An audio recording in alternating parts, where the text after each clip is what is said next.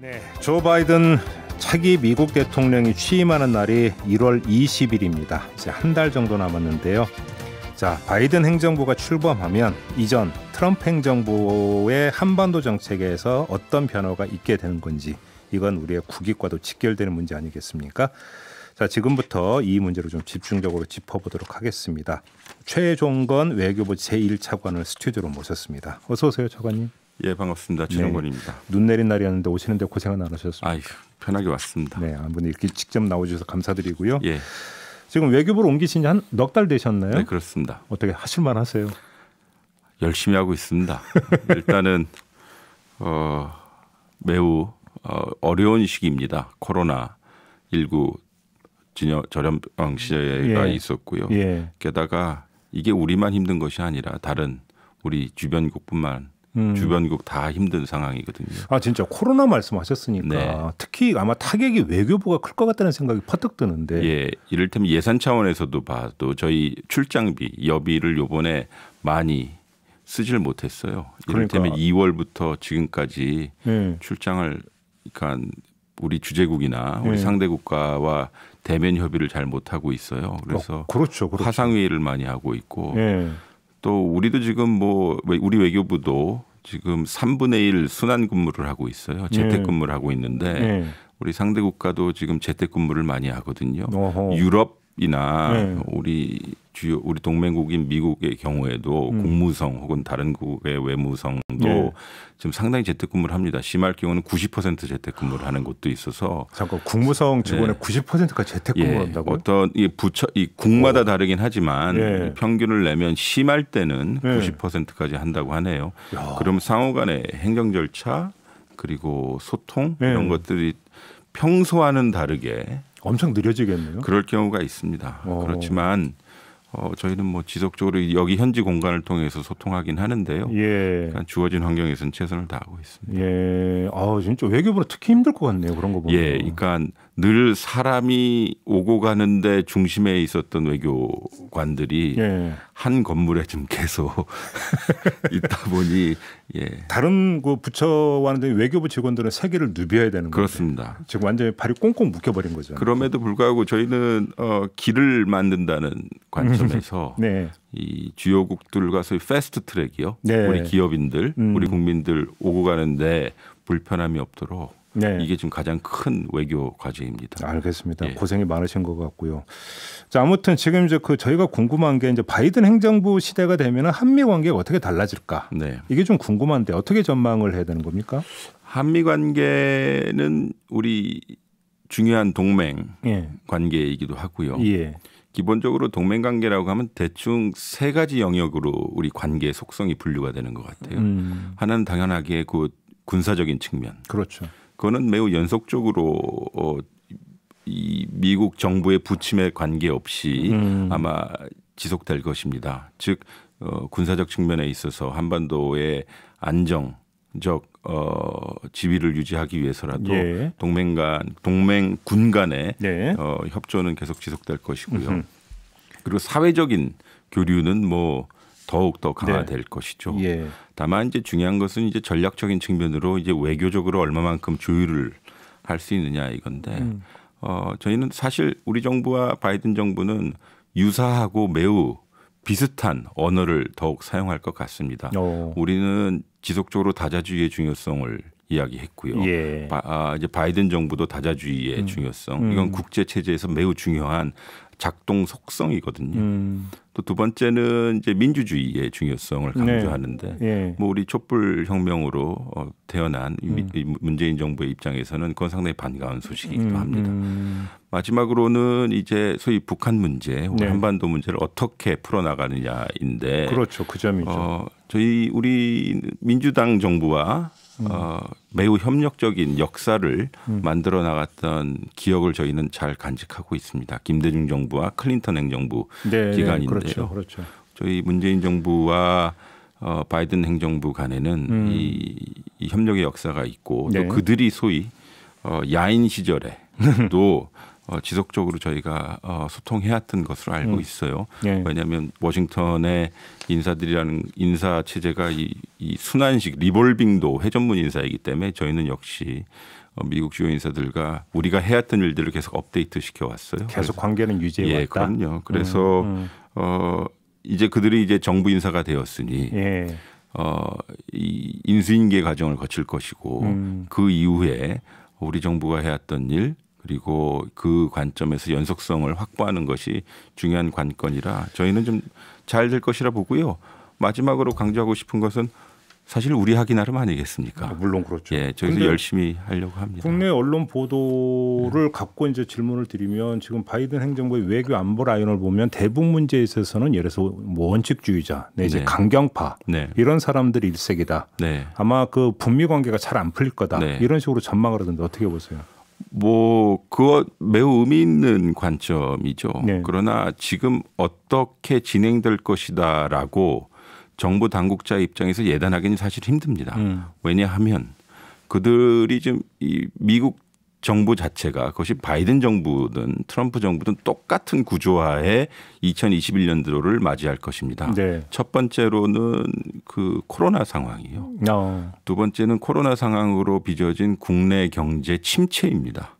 그리고 세 번째는 소위 아메리카 디바이드라고 해서 미국 내 분열을 어떻게 통합하느냐의 문제겠죠. 쉽게 하면 코가 석자다. 그렇죠. 그렇기 때문에 일단 국내 정치 중심으로 갈 것입니다. 그러려면 매우 안정적이고 예측 가능한 그 국제 정치가 필요합니다. 북한 변수가 돌출이 안 되게 관리하는 게 그렇죠. 급선무일 거다. 이 안정적 관리를 위해서는 예. 한미 동맹의 협력 체계가 연속적으로 이어져야 됩니다. 저희 트럼프 행정부와도 그것은 매우 유념하면서 저희가 지속적인 협력 관계를 했고요. 근데 그 말씀을 그대로 받아서 북한 관점에서 그럼 한번 질문을 드려보면 그러면 오히려 북한은 오히려 그런 점 때문에 오히려 더 도발을 할 수 있는 여지가 생긴다 이렇게도 볼 수 있는 거 아닌가요? 일단은 그럴 수 있습니다. 왜냐하면 그러한 패턴도 보여왔고요.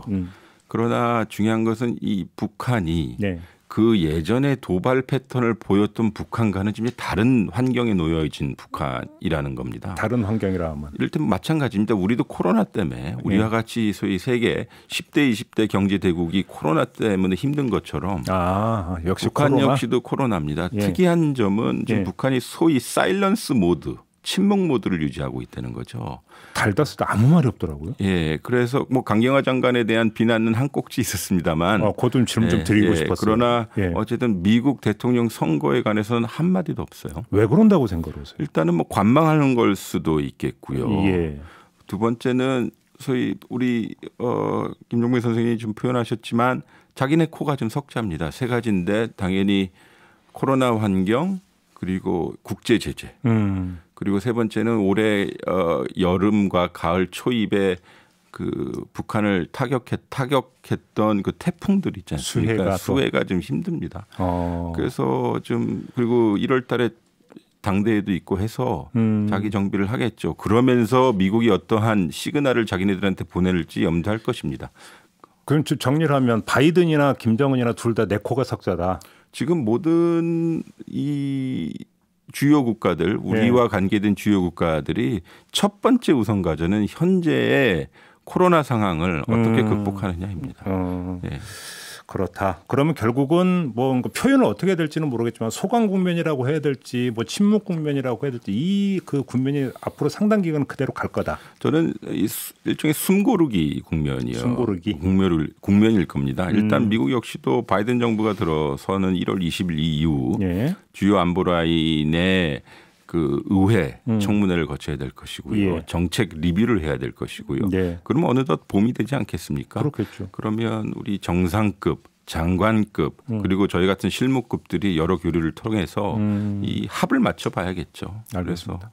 지금 조금 전에 강경화 장관 발언을 잠깐 먼저 언급해 주신 거 그거 좀 잠깐 질문 드리고 넘어갈게요. 코로나 관련해서 강경화 장관이 북한답게라고 하는 표현을 썼고 이거에 대해서 김여정 부부장이 아주 강도 높게 지금 치고 나왔거든요. 일단은 강경화 장관의 그런 발언을 어떻게 이해를 해야 되는지도 궁금하고 예를 들어서 맞상대라면 뭐 그 북한 외상이 나서도 되는데 김여정 부부장이 직접 나선 것도 어떻게 읽어야 되는 건지도 궁금하고 이 문제를 저희는 사실 크게 부각시키고 싶지는 않아요. 왜냐하면 일단은 대한민국 외교장관이 다자무대에서 이 북한의 상황을 분석한 것입니다. 네. 만약 거기서 불만이 있다면 우리 공식 루트를 통해서나 아니면 외무성 카운터파트인 그 당시 외무상이 우리에게 혹은 공개적으로도 이야기를 했어야 되는데 김여정 제1부부장이 이야기했다는 점입니다. 네. 네. 물론 그것은 아마 이 북한이 제가 방금 말씀드렸다시피 북한이 현재 소위 어려운 상황에 있는데 그것을 왜 국제무대에 가서 대한민국 외교장관이 이야기하느냐라는 불만이 있었겠죠. 예. 그러나 중요한 것은 코로나 상황에서도 예. 우리 정부는 계속 북한에 이 협력의 메시지와 긍정적인 메시지를 계속 보내왔는데 네. 이 부분에 대해서 좀 어느 정도 긍정적인 답이 있길 바라죠. 알겠습니다. 지금 아까 이제 한미 관계를 세 가지 측면에서 말씀해 주셨고 그중에 첫 번째로 군사적인 측면을 말씀을 해 주셨는데 관련해서 일단 방위비 분담금 협상 일단 해를 넘기는 거잖아요. 어떻게 되는 겁니까? 뭐 아직 해를 넘긴다라고 제가 단정적으로 말씀드리긴 어렵죠. 이제 뭐 열흘 남았는데. 열흘 12여일 남았는데요. 네. 저희로서는 간단합니다. 이 기본적으로 방위비 분담금 협상은 깎기 위한 협상이 아닙니다. 즉 뭐냐면 이 방위비 협상은 현재 안보 상황과 네. 그리고 이 분담하는 체계에 대한 협상이지 금액 그 자체에 대한 협상이 아닙니다. 그러니까 올려준다 안 올려준다를 가지고 협상하는 것이 아니라 네. 서로 그러니까 인건비 그다음에 군수비 등등에 대해서 얼마만큼의 소요가 있고 이것을 맞춰보며 그리고 향후 몇 년간 이것을 분담할 것에 대한 메커니즘에 대한 협상입니다. 차관님 잠깐만요. 네. 좀 전에 인건비는 체계를 말씀하셨으니까 네. 혹시 그러면 네. 이게 먼저 금액 문제만이 아니라 소파 개정 문제까지 좀 같이 이야기가 되고 있는 겁니까 혹시? 그건 소파의 특별 협정으로 방위비 분담금 네. 협정이 되는 거죠. 예. 그러니까 그렇기 때문에 이 소파 협정을 건들려면 예. 이 보다 더 큰 수준에서 이 논의가 되어야 되는데요. 현재 방위비 분담금은 다시 한번 말씀드렸지만 우리가 방위비 분담금 틀 내에서 협상을 한다는 것은 예. 이 기본 지난 10여 년 혹은 20년 동안 한미 정부가 연속적으로 유지했던 협상의 틀이 지켜져야 된다는 것이거든요. 네. 그리고 나서 거기에서 산출된 퍼센티지를 가지고 금액이 늘었다 줄었다 얘기할 수 있는 것입니다. 며칠 전에 지금 12곳인가요? 주한 미군기지 네. 반환 결정이 나오지 않았습니까? 근데 문제는 환경 치유 비용을 일단은 우리 정부가 부담하기로 했다. 그래서 네. 국내 언론 이걸 좀 비판한 적이 있었는데요. 또 이 비판에서 한 걸음 더 나아가서 이게 방위비 분담금 협상하고 연계될 수는 없는 거냐. 우리가 비용을 부담한다면 그만큼 분담금에서 깎든지 이럴 수 없는 거냐 이런 문제 제기도 있습니다. 어떤 말씀 주시겠습니까? 일단 첫 번째는 제가 12군데를 이제 반환받게 됩니다. 물론 환경 쪽에 계신 분들은 조금 불만도 있으실 것이고 부족하다고 느끼실 겁니다. 그런데 중요한 것은 이 지역을 그대로 방치해 놓으면 그 지역은 계속 환경적으로 악화됩니다. 그리고 지역 개발도 어렵기 때문에 이 부분은 저희가 시급히 국민에게 돌려줘서 지역 개발뿐만 아니라 환경 치유가 중요합니다. 그러면서 미국에게 계속 이 환경 치유 비용에 대한 소송을 포함한 요구를 계속 할 것입니다. 잠깐만 소송이라고 말씀하시는 그러니까, 어떤 소송을 말씀하시는? 그러니까 환경 치유에 관련된 협의가 안 될 경우에 말입니다. 그러한 경우에서는 뭐 소송을 고려할 수도 있다는 말씀입니다. 미국 정부를 상대로 소송을 걸 수가 있습니다. 뭐 여러 가지를 고려할 수 있겠습니다. 그러나 이 중요한 것은 이 환경적 측면과 함께 지역적 개발 그리고 이거에 대한 공정한 측면에 있어서는 여러 법적 방안을 강구할 수 있을 것입니다. 아 그래요? 검토를 하고 있습니까? 이런 병도 우리가 이미 그런 발표 과정에서도 저희가 논의한 바 있습니다. 알겠습니다. 얼마 전에 이제 그 국회를 통과했던 대북 전단 살포 금지법 있지 않습니까? 그래서 지금 뭐 미 의회 이제 몇 의원이라든지 유엔 쪽에서 지금 그 비판적인 입장이 나오고 있는데. 또 강경화 장관은 미국 CNN인가요? 인터뷰에서 표현의 자유는 제한될 수도 있다는 또 요지의 발언을 했습니다. 이 문제가 어떻게 정리가 돼야 된다고 생각하세요? 일단은 이걸 보니까 외교의 영역이 참 넓구나라고 생각을 했어요. 그러니까 정부 대 정부 간의 외교도 중요하지만 우리 미국 의회, 상대국의 의회 그리고 상대국의 시민단체까지 저희 외교관들이 설명을 참 잘해야겠구나라는 생각이 들었고요. 두 번째는 생명권과 표현의 자유가 지금 양립되어 있는 것처럼 되어 있는데 사실 이 법안이 통과되기 전에 맥락을 좀 볼 필요가 있습니다. 2009년도 당시로 돌아가 보면 통일부가 대북 전단을 살포했던 단체들을 고발하게 됩니다. 왜냐하면 뭐 명목상으로는 북한 화폐를 보유했다라고 하는 것이지만 그때도 대북 전단 살포를 했을 때 접경 지역 주민들이 소위 자기네 생명권이 위반된다고 비판하기 시작을 했거든요. 그리고 2014년도에 연천에서 고사포 사고가 났죠. 있었죠. 그때도 경찰들이 나서서 이 전단 살포 단체들을 단속하기 시작하니 이 단체들이 소위 고소를 합니다. 2016년도에 대법원의 판결이 표현의 자유가 아무리 중요하다 한들 해당 지역 주민들의 생명권이 위반되었을 때 위협되었을 때는 이것은 상당히 어렵다라는 했는데 이러한 유사한 판결과 판례가 미국에도 있습니다. 제가 좀 말씀드리고 싶은 것은 본질의 문제에 있어서는 120만 접경 지역 주민들의 생명권을 지키기 위한 이 법적 조치가 그리고 최소한의 법적 조치가 이번 전단지 소위 전단지 살포법이었고 이 점을 이제 미국에게 잘 이해시켜야 하는 숙제는 저희에게 있습니다. 알겠습니다. 그래서 그 과정은 저희가 이미 시작을 했고 관련 단체와 관련 행위자들에게는 저희가 좀 소통하고 있습니다. 백돌님이 지금 질문 주셨는데요. 중국과의 관계가 어떻게 될지 전망 부탁드립니다. 이런 지금 그 댓글을 달아주셨네요. 말씀 좀 해주시죠. 중국과의 관계는 최근에 왕이 장관이 와서 우리 장관님하고 의미 있는 대화 그리고 우리 대통령님과도 접견을 했죠. 지금 중국은 우리에게 가장 가까운 이웃입니다. 지리적으로 경제적으로도요. 우리가 수출 무역에 있어서 흑자를 기록하고 있는 1교역국입니다. 그런데 이 보면 대기업도 있지만 중소기업들이 상당히 많이 가 계시고 그렇죠. 교육을 하세요. 즉 우리 일상 속에 중국과의 교육은 여기저기 녹아져 있습니다. 그래서 매우 안정적인 관리가 필요하고 그리고 북한 문제를 관리하는 데 있어서 중국의 협조는 절대적이라고 볼 수 있습니다. 즉 뭐냐면 미중 관계의 변화도 우리에게 영향을 미치지만 중국과의 안정적인 관계 형성 소위 전략적 관계 형성이라는 것은 우리에게 매우 중요합니다. 알겠습니다. 그 지금 그 어떤 보도가 있었냐면 강창일 주일대사 내정자에 대해서 일본 정부가 악을에만 거부 움직임을 보이고 있다는 국내론 보도가 있었는데요. 사실관계를 좀 확인해 주실 수 있습니까? 사실관계를 확인해 줄 수 있는 범위가 참 애매하긴 하지만 그러한 움직임은 없다고 말씀드릴 수 없습니까? 있습니다. 결과로 제가 말씀드릴 수 있을 텐데요. 이 결과론적으로 강창일 소위 대사 내정자께서 대사로 내정이 되면 지금까지 소위 그러한 루머들이 일거에 불식이 될 텐데요.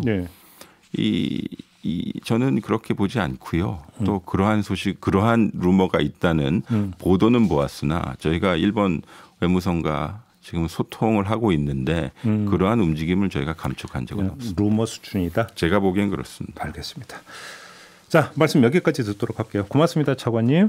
감사합니다. 네, 지금까지 최종건 외교부 제1차관과 함께했습니다.